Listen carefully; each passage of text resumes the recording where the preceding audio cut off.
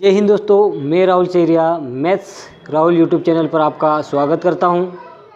दोस्तों 2020 MP police की vacancy को देखते हुए मैंने 2016 और 17 का प्रैक्टिस सेट छुड़वाने का वादा किया है। तो 2016 का प्रैक्टिस सेट चल रहा है, उसमें 17 जुलाई 2016 का पार्ट 1 और पार्ट 2 में हमने देखा था mental ability and mental aptitude. आज हम देखेंगे पार्ट 3 में 17 जुलाई 2016 का 9 बजे का साइंस एंड सिंपल अर्थमेटिक का चैप्टर। तो आइए दोस्तों, आज हम देखेंगे 17 जुलाई 2016 का 9 बजे का सेट। उसमें हमने देखा था पार्ट 1 और 2 में mental ability and mental aptitude. आज हम देखेंगे साइंस एंड सिंपल अर्थमेटिक से। इसमें मैं जो भी मैथ्स के क्वेश्चन है उन्हीं को हल करवाऊँगा। तो इसमें जो पहला क्वेश्चन है उसको मैं छोड़ता हूँ, उसको मैं लास्ट में हल करवाऊँगा, क्योंकि इसी टाइप के 5 क्वेश्चन बाकी है। तो ये थोड़ा लंबा समय जाएगा समझाने में। तो ऐसे क्वेश्चन 5 नंबर में आते हैं, तो ये क्वेश्चन मैं आपको लास्ट में समझाऊंगा। अगला क्वेश्चन हम स्टार्ट करते हैं। देखो, cos 60 degree cos 30 degree minus sine 60 degree sine 30 degree का मूल्यांकन करें। अब दोस्तों क्वेश्चन त्रिकोणमिति से है, तो पहले तो हमें टेबल पता होना चाहिए दोस्तों। तो टेबल क्या होते हैं, मैं पहले साइन का मान बता देता हूँ। साइन थीटा बराबर 0 डिग्री 30 डिग्री 45 डिग्री 60 डिग्री और 90 डिग्री। कितना होता है 90 डिग्री। तो इनका मान कितना होता है, 0 का मान होता है साइन 0 का मान होता है 0, 30 डिग्री का मान होता है 1/2, 45 डिग्री का मान होता है करणी 1/करणी 2, तो 60 डिग्री का मान होता है करणी 3/2 और 90 डिग्री का मान होता है 1। उसी प्रकार से दोस्तों अगला कोस थीटा का मान कितना होगा, कोस थीटा का इसका उल्टा होता है। कोस थीटा का कैसा दोस्तों होता है, उल्टा। कोस का इधर से अब चलेंगे तो कोस 0 का मान कितना होता है 1, 30 का मान होता है करणी 3/2, 45 का मान होता है 1/करणी 2 और 60 डिग्री का मान होता है 1/2 और 90 डिग्री का मान होता है 0। तो दोस्तों यहाँ से हमें पता चल जाता है कि किसका कितना मान है। ये आपको वहाँ पे इतना करना नहीं है, पूरी टेबल आपको त्रिकोणमिति चैप्टर में मिलेगी, वहाँ से आप ढूंढ लेना और पूरी टेबल याद कर लेना। अब पूछा क्या है, कोस 60 डिग्री और कोस 30। कोस 60 डिग्री का मान कितना है 1/करणी 2, तो कोस 60 डिग्री का मान 1/2 और कोस 30 डिग्री का मान कितना है करणी 3/2। अब मैंने गुणित का चिन्ह क्यों लगाया दोस्तों, यहाँ पे कुछ भी नहीं, इसलिए क्या है एक गुणित का चिन्ह। अब माइनस का माइनस, साइन 60 का मान कितना है करणी 3/2 और साइन 30 का मान कितना है 1/2। अब क्या है दोस्तों, गुणित में तो ऊपर ऊपर संख्या का गुणा और नीचे से नीचे, तो करणी 3 का गुणा 1 में करूँगा तो करणी 3 और 2 2 2 दूना 4। अब माइनस का माइनस, अब करणी 3 का गुणा 1 में करूँगा तो करणी 3 और 2 2 2 दूना 4। अब माइनस इधर भी करणी 3/4 में से करणी 3/4 गया तो बचा कितना 0। तो हमारा करेक्ट आंसर कितना होगा 0 होगा। समझ में आया दोस्तों, तो सब्सक्राइब जरूर। तो अगला क्वेश्चन हमारा क्या है कि एक आयताकार डिब्बा 2 मीटर लंबा 7 मीटर चौड़ा और 6 मीटर गहरा है। अब क्या पूछा है कि आयताकार डिब्बा, लेकिन हमको दो पॉइंट काय में दिया है, मीटर में काय में दिया है, मीटर में दिया हुआ है, और तीसरा पॉइंट हमें काय में दिया है सेंटीमीटर में दिया हुआ है। तो कितने घन सेंटीमीटर भरेंगे। तो एक आयताकार डिब्बा बनाते हैं दोस्तों। ये क्या हुआ हमारा आयताकार डिब्बा, मान लो क्या माचिस है, माचिस के डिब्बे के जैसा ही होगा। अब आयताकार डिब्बे में क्या बोला है कि 2 मीटर लंबा, तो ये 2 मीटर लंबा होगा। अब पूछा क्या है कि 7 मीटर चौड़ा, तो 7 मीटर ये क्या होगा हमारा चौड़ा होगा, और 6 सेंटीमीटर क्या होगा दोस्तों गहरा। अब क्वेश्चन में हमें क्या करना है कि जो मीटर है उसी को तो मीटर में रहने देंगे, लेकिन क्वेश्चन में पूछा गया है घन मीटर कितना होगा। क्वेश्चन में क्या पूछा है कि मीटर में, तो ये जो सेंटीमीटर है उसे हम काय में बदलेंगे, मीटर में बदलेंगे। तो सेंटीमीटर को मीटर में बदलने के लिए 1 मीटर बराबर कितना होता है 100 सेंटीमीटर होता है। 1 मीटर के बराबर कितना होता है 100 सेंटीमीटर होता है। तो 6 सेंटीमीटर को मीटर में बदलने के लिए किसका भाग देंगे 100 का भाग देंगे। तो इसको मैंने मीटर में बदला, तो मीटर बराबर 6/100। जब 6 में 100 का भाग दूंगा तो कितना आएगा दोस्तों, कितनी जीरो है, 2 है, तो ऊपर 2 अंक छोड़ के 0, तो 0.6। अब मीटर में बदल गया तो कितना आ गया मेरा, 0.6। अब क्या पूछा है, घन सेंटीमीटर। अब आयताकार के डिब्बे का क्षेत्रफल कितना होता है, पूछा क्या है, कितने रेत भर जा सकती। आयताकार डिब्बे में एक प्रकार से उसका क्या ज्ञात करने का बोला है, क्षेत्रफल ज्ञात करना है। तो क्षेत्रफल बराबर होता है लंबाई गुणित चौड़ाई गुणित ऊंचाई। अब क्या है दोस्तों, देखो लंबाई कितनी है मेरे पास 2, चौड़ाई कितनी है 7 और ऊंचाई मेरे पास कितने आ गए 0.06। अब इसका मैं क्या करूँगा, गुणा करूँगा तो 7 एक 7, 7 दूना 14 गुणित 0.06। अब 14 का गुणा किस में करेंगे हम, 0.6 में, तो कितना आएगा 14 6 84। लेकिन दशमलव कितने अंक के बाद है, 2। तो दोस्तों से पीछे से कितने अंक छोड़ेंगे, 2, तो 1 2 और कितना होगा 0। तो हमारा आंसर कितना होगा 0.84। तो कितनी रेत भर सकते हैं हम, 0.84 मीटर तक भर सकते हैं। दोस्तों समझाने में थोड़ी दिक्कत आ सकती है क्योंकि मेरे पास सामग्री कुछ वैसी है, आप कोशिश करें कि समझने की। दी गई आकृति में DE समरूप है BC, तो DAD ज्ञात कीजिए।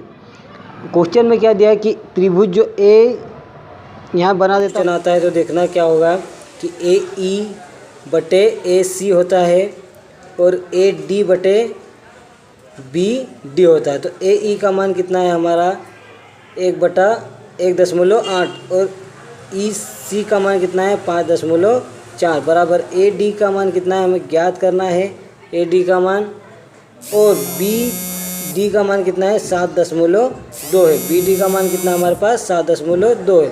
अब ज्ञात किसका करना है, AD का ज्ञात करना है, तो ये 7.2 का गुणा किस में करेंगे 1.8 में करेंगे। तो 1.8 गुणित 7.2 बराबर क्या करेंगे, ये बटे में 5.4 है तो 5.4 और AD इधर का इधर ही रह जाएगा।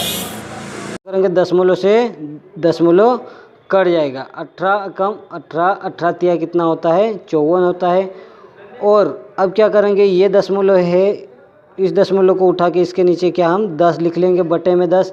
अब 3 के पार से कट रहा गया, 3 एकम 3, 3 दूना 6 और यहाँ पे कितना 3 6 3 चौक 12। अब नीचे ऊपर AD का मान कितना आया दोस्तों, देखना 24/10 बराबर कितना है AD। अब नीचे कितनी जीरो है, 1 जीरो है, तो ऊपर कितने अंक छोड़ के हम दशमलव लगा देंगे, तो 2.4। तो AD बराबर हमारा कितना आएगा 2.4 होगा। तो हमारा आंसर कितना होगा दोस्तों 2.4। तो इस AD की लंबाई हमारे पास कितनी आएगी 2.4। क्वेश्चन क्या है कि निम्न संख्याओं में से किसी धन पूर्णांक या प्राकृतिक संख्या का वर्ग नहीं है। मतलब ये है कि कौन सी संख्या वर्ग नहीं है, किसी का वर्ग नहीं है। तो दोस्तों कभी भी याद रखना कि किसी भी संख्या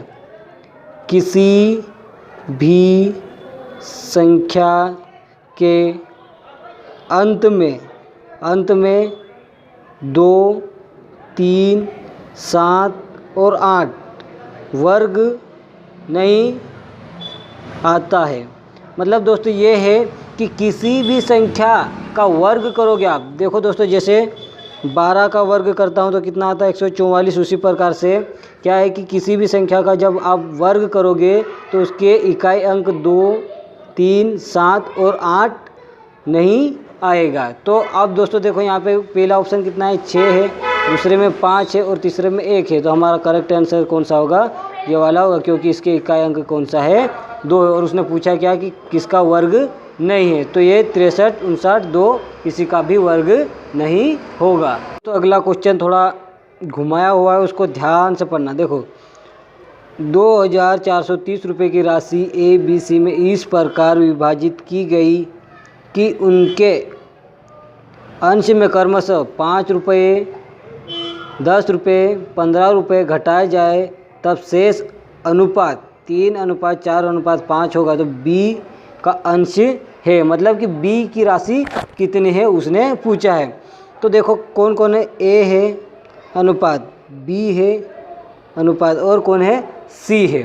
अब क्या बोला है कि तीनों की राशि इन तीनों की राशि कितनी है? 2430 रुपये है। लेकिन क्या बोल रहा है कि इनके अंश में 5 रुपये, इसके अंश में कितने रुपए घटा दूँ? ये क्या है? रुपए। 5 रुपये घटाना है, इसमें 10 रुपये और इसमें 15 रुपये। तो टोटल ये कितने रुपये हो गए हमारे? 30 रुपये हो गए। कितने हो गए टोटल हमारे? 30 रुपये। 2430 में से 30 घटाए तो हमारा बचा कितना? 2400 रुपये बचा। अब आगे क्या बोला है दोस्तों कि जब भी मैं ये पैसे घटा देता हूँ तो अनुपात में क्या बचता है कि ये इसका 3 अनुपात में बचता है, इसका 4 अनुपात में बचता है, उसका कितने अनुपात में बचता है? 5 अनुपात में बचता है। तो जब भी अनुपात में संख्या दी हुई तो अनुपात में तो 3 अनुपात 4 अनुपात 5, तो बराबर अनुपात में बराबर कितना है? अनुपात टोटल कितना हमारा? 12। मतलब अनुपात में कुल अनुपात कितने हमारे? 12 है, लेकिन राशि कितनी मेरी? 2400 रुपये। 12 के बराबर में कितनी राशि है? 2400। तो एक अनुपात के बराबर में कितनी राशि होगी? तो 12 एकम 12, 12 दूना 24। तो एक अनुपात के बराबर में कितनी राशि है? 200। तो उसने पूछा क्या है क्वेश्चन में कि b का अंश है, तो b का अंश b का अनुपात कितना है? 4 है। तो इस 4 में किसका गुणा कर दूंगा मैं? 2 का। तो कितना हो जाएगा? 4 4 4 दूना 8। लेकिन ये 800 रुपये नहीं है हमारा आंसर। 200 का गुणा मैंने यहाँ किया तो कितना? 800 रुपये। 800। लेकिन ये तो कब आया? जब 10 रुपये घटाने पे आए। कितना है? 10 रुपये घटाने पे। तो हम क्या करेंगे? इस 10 रुपये को वापस जोड़ देंगे तो कितना होगा? 810। तो हमारा आंसर क्या होगा दोस्तों? यहाँ पे देखना, ये 1 2 3 और ये चौथा ऑप्शन कहाँ है हमारा? ये रहा। तो कितना होगा हमारा? 810 रुपये होगा। अगर दोस्तों समझ में नहीं आया तो कमेंट से करें कि सर समझ में नहीं आ रहा, तो मैं और थोड़ा हटके करने की कोशिश करूँगा। क्वेश्चन क्या है कि x की घात 3 माइनस a की घात 3 के गुणनखंड होंगे। दोस्तों ये फार्मूला a की घात 3 माइनस b की घात 3 बराबर जो भी होता है वो क्या होता है उसको बताना है। ये फार्मूला है, आप बताना मेरे को इसका करेक्ट आंसर कौन सा। क्वेश्चन नंबर 21 है। क्वेश्चन नंबर 21 का आंसर आप मुझे कमेंट्स बॉक्स में दोगे।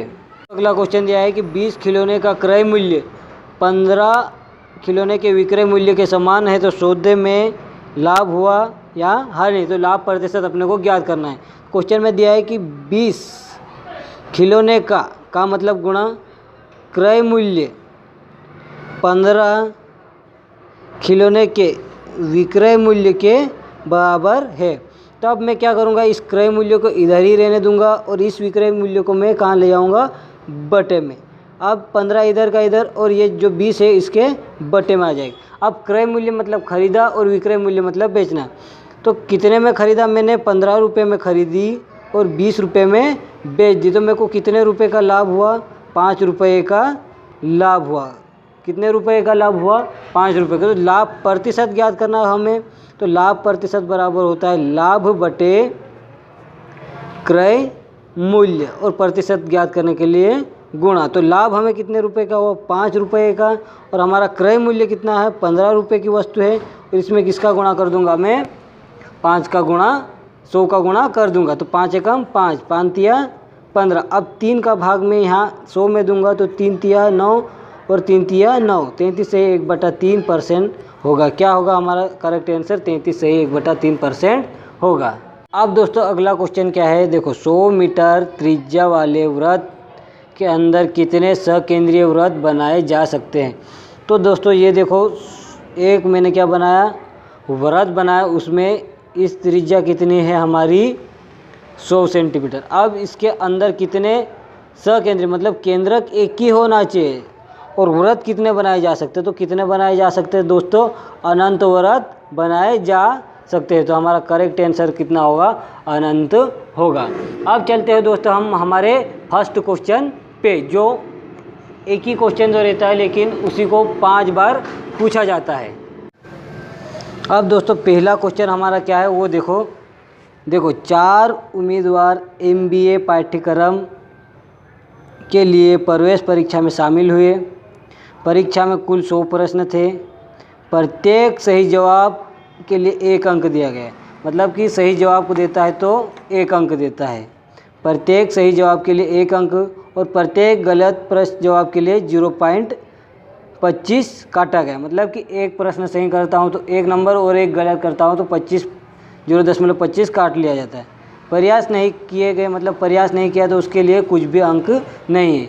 अब दोस्तों ये था क्वेश्चन। इसमें हमारे काम की चीज़ ये है कि सही प्रश्न के लिए 1 नंबर देता है और गलत जाता है तो 0.25 काट लेता है।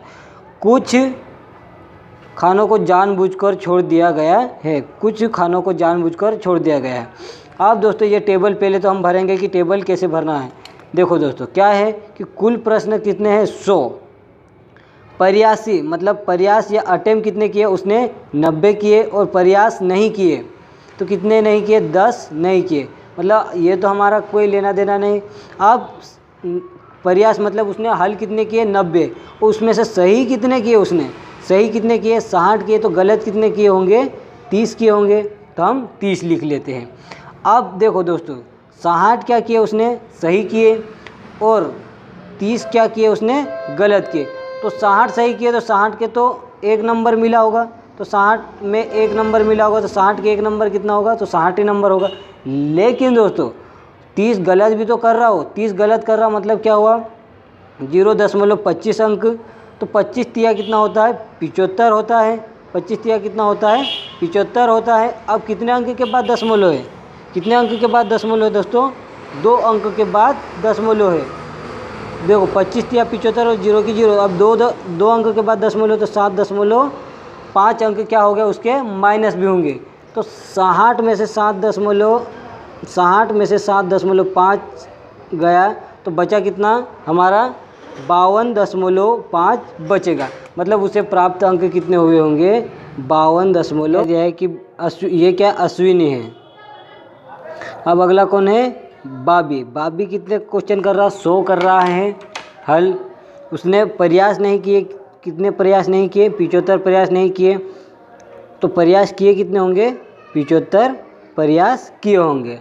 अब क्या बोल रहा दोस्तों कि सही कितने किए उसने 75 तो प्रयास हल कितने किए उसने 75 किए प्रयास नहीं किए अटेम्प्ट कितने नहीं किए 25 नहीं किए और सही कितने किए 75 तो गलत तो एक भी नहीं किया होगा तो उसको 75 में से 75 नंबर मिले होंगे। अब अगला क्या है चंदू कौन है चंदू। अगला कौन है चंदू कितने क्वेश्चन 100 में से 80 क्वेश्चन अटेंड करता है और 20 क्वेश्चन अटेंड कर ही नहीं पाता है। तो 80 अटेंड किया तो सही 5 क्या कर रहा वो गलत कर रहा तो सही कितने किए होगा 75। अब क्या है 75 सही किया तो कितने नंबर मिले होंगे 75। लेकिन 5 गलत कर रहा तो कितने नंबर कटे होंगे 25 पंजे 125 मतलब 1.25 क्या नंबर कटे होंगे कितने कटे होंगे 1.25 नंबर कटे होंगे। तो 75 में से 1.25 घटाऊंगा तो बचेंगे कितने 73.5। तो यहाँ पे नंबर कितने आएंगे 73.5 उसके अंक आए होंगे। अब अगला क्या दिया है कि जो दीपक है 100 क्वेश्चन कुल दीपक के 100 क्वेश्चन है उसमें से प्रयास नहीं किए तो प्रयास कितने नहीं किए उसने 15 नहीं किए तो कितने किए होंगे प्रयास 85 किए होंगे कितने किए 85। अब उसने गलत कितने कर दिए 40 कर दिए गलत कितने कर दिए उसने 40 कर दिए तो सही कितने किए होंगे फिर उसने 45 सही किए होंगे। अब क्या होगा दोस्तों कि 45 तो उसने सही किए तो कितने नंबर मिलेंगे 45 के 45 नंबर मिल गए होंगे। 45 के कितने नंबर मिल गए 45 लेकिन 40 गलत किया तो 0.25 तो कितना होगा 25 चौक 100 मतलब कि 10 नंबर उसने क्या कर दिए 10 नंबर क्या कर दिए उसने कट हो जाएंगे। तो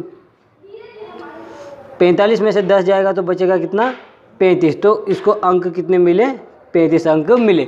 अब ये हमारी टेबल पूर्ण हो गई दोस्तों। ऐसे ही आपको टेबल भरना। अब क्या दिया है कि किस क्वेश्चन अब स्टार्ट होता है कि किस उम्मीदवार ने परीक्षा में सबसे ज़्यादा अंक बनाए। अब दोस्तों बताओ अश्विन कितने अंक बना रहा 52.5 बाबी कितने 75 चंदू कितने 73 और दीपक कितने 35। तो किसने सबसे ज़्यादा अंक बनाए तो किसने बनाए बाबी ने। तो हमारा करेक्ट आंसर क्या होगा बाबी होगा। करेक्ट आंसर क्या होगा हमारा बाबी होगा। अगले क्वेश्चन में क्या बोलता है कि बाबी द्वारा दिए गए कितने जवाब गलत है।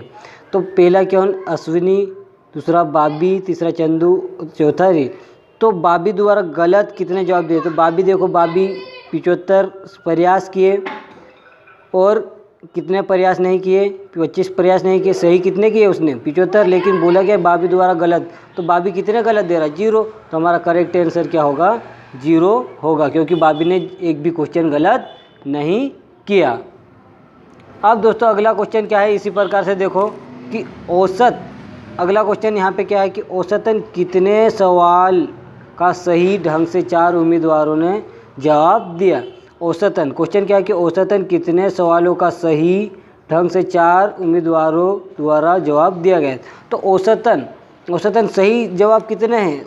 देख, अश्विनी के कितने हैं? अश्विन के कितने हैं? देखो अश्विन ने सही जवाब कितने दिए दोस्तों? देखो अश्विन ने सही जवाब कितने दिए? 60। बाबी ने कितने दिए? 75। चंदू ने कितने दिए? 75।